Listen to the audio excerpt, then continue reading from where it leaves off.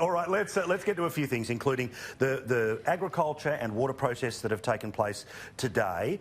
There was a lot of confrontation, a lot of aggro in the air, and rightly so. I mean, it is so absurd that the federal government puts together the Murray-Darling Basin Plan and then says it's all about the states.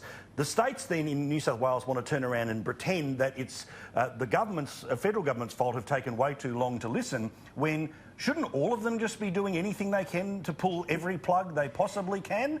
Anyway, you remember this is a moment of abuse that happened from the gallery, not from Senator Roberts, but this is what happened to the Agriculture Minister yesterday in the Senate. Minister, as Agriculture Minister who fails to help her agriculture, whether on her own account or due to her party, is by any definition a failure. Will you resign? Senator McKenzie. Order. Order in the galleries. Order in the galleries. Please remove that gentleman. Attendance. That's utterly inappropriate behaviour. All right, and today, look, as I said, they didn't give the people what they wanted, but at least they fronted directly to hear, in part, what they had to say, or maybe it was just so we could see them hearing what they had to say after last night's nonsense of statements being put out after secret meetings. Here's Michael McCormack copping it directly from one of those who was protesting today. You could walk up there tomorrow and tell the Liberal Party, we're crossing the floor, your government stuff, do something.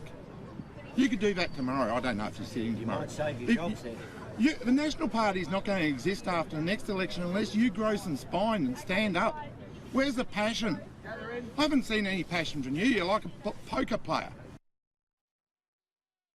All right, Pauline, they cheered you yesterday. I don't know what happened today, whether you went out for round two, but look, the anger is real, but let's deal with this in a couple of different ways first. What did you think of Michael McCormack at least walking out and looking them in the eye?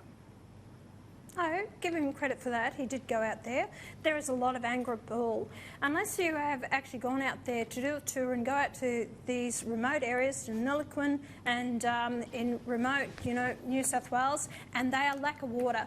To see these people, they're on the knees. I've had meetings and I've actually, they haven't got me. I said, hold on a minute, I've got nothing to do with this. They said, we know, Pauline, you're trying to do what you can for us, but you've got grown men who have to leave the meeting because they've got tears rolling down their cheeks because they just about lost their family, their properties, everything, because lack of water.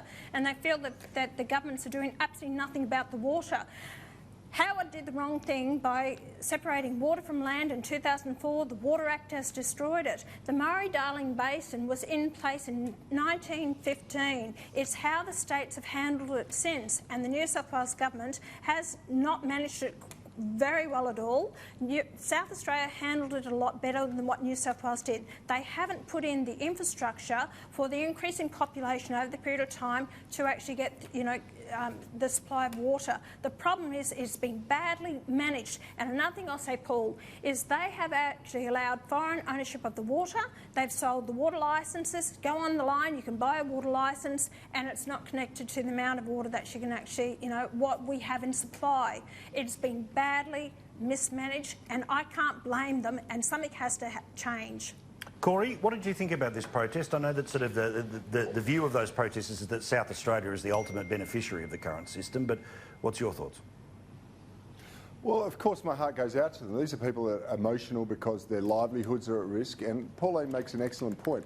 There is a massive amount of mismanagement in this. My own state of South Australia gets maligned, but Pauline's right. We put in the infrastructure. They're very efficient users of water.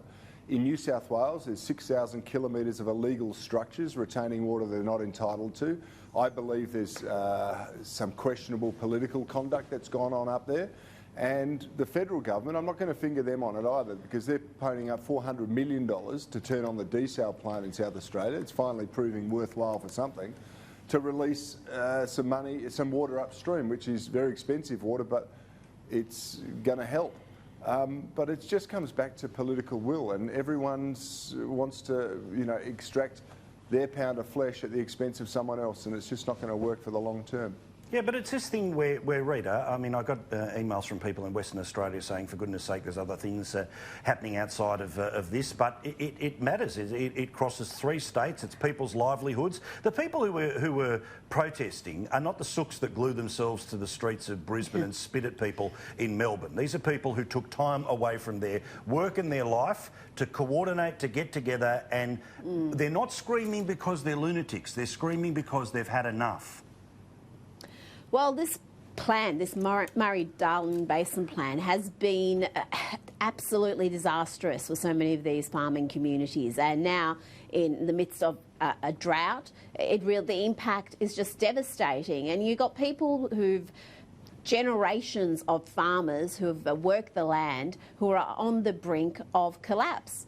And for us, I think this is an issue of national importance. We should all be interested, whether we're in WA or Tasmania or right in the heart of the drought. And this insane plan where we are, 1.74 million megalitres in 12 months, we have flushed down at the time of drought to try to turn Lake Alexandria, which is naturally saltwater, into freshwater, all based on a 2007 study that was altered. And I can understand why they are at their wits' end, that they've taken to protesting and going to Canberra to try to be heard, because these arguments have been made for years and no one's listened. Finally, there seems to be some action. They're going to review the evidence about Lake Alexandria, see if it actually is worth sending all that water at a time of drought down there when it can actually be used for farmers who desperately need it. So let's see what the result of that is. But the Nationals really are floundering in this area. I mean, we're praising McCormack for going out there, but he just stood there. He just stood there, like the guy said, with a poker face. Where was the passion? Where was the argument? Where was the commitment to do something? Oh, correct. And look, this is the thing, where I know that every couple of years someone somewhere will say, if you don't do this, it'll be the death of the National Party. But if you want to actually have a look at some evidence, Shooters, Fishers and Farmers won seats in Western New South Wales based largely off the issue of water. All right? They all knew that it was about keeping government, all the rest of it, and that's why this matters. There have been, the electoral consequences are obvious, but Pauline, apart from anything else, there's a matter of right and wrong. Now, let's get to John Barilaro. Now, John Barilaro, as I said, he sort of, you know, talks the talk, comes out there again today, talks the talk. I mean, if the Feds say it's up to the states, it's up to him as the Deputy Premier to pull out of the Murray-Darling Basin Plan. That's what he's saying. He's actually putting pressure on the state government in New South Wales to actually start infrastructure, to build dams and water infrastructure. Unless we put pressure on them, as I am putting pressure on the National Party to do something, pressure comes from people power. When people know they can vote for someone else other than the major political parties, that's when action happens, because then they're in fear of losing their seats. The protest here in Canberra has been tremendous, because they've actually now put the National Party on notice. Do something, because we are fed up with this. We have been listening. This hasn't just happened for One Nation in the last 5 minutes that we've got involved in this. We did a 3-day, and Malcolm Roberts has been over the Murray-Darling in the last few months, so he's followed it up. He knows the gist of this. He knows what the hell's going on. And it needs to be resolved, Paul. People's lives have been devastated. Communities are being closed. Tourists aren't going there anymore. It's an ongoing problem. So only through people power that you stand up and have your say. McCormack was useless in going out there. He did go out there, and I give him credit for that. But they were so angry against him, they don't have any trust or faith in the National Party. They have failed in so many areas that the National Party are no longer the party for the bush.